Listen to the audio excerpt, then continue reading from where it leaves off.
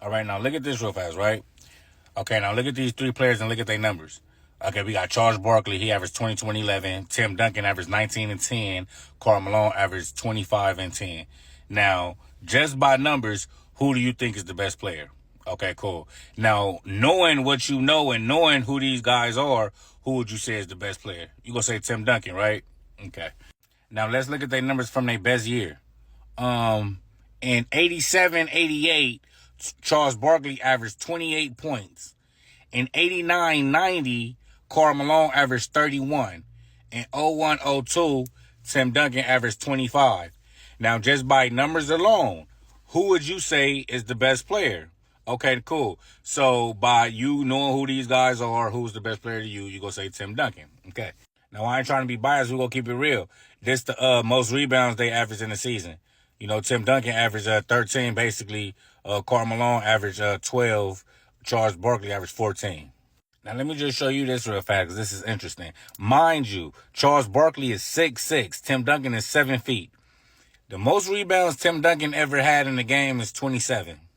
Charles Barkley had 33. He was a 6'6" power forward. Imagine Draymond Green getting 33 rebounds. But still, even with all that said, if I was to ask you who is the best power forward of all time, without question, what are you going to say? Tim Duncan. And you know why Tim Duncan? Because he got 5 rings. That's why.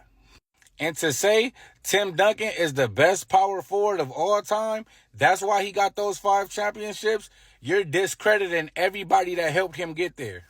Because the fact of the matter is, Tim Duncan don't have 5 championships because he's the best power forward of all time. Tim Duncan won those rings because he was a great player on a great team in a great organization with great coaching and a great system, a great consistent system. Tim Duncan played for the same coach for 19 years. For his whole career, he played for the same coach. The Spurs ran so well that Tim Duncan last championship, he averaged 13 and 9 that season. He averaged 13 and 9 that season, and the Spurs still won the championship.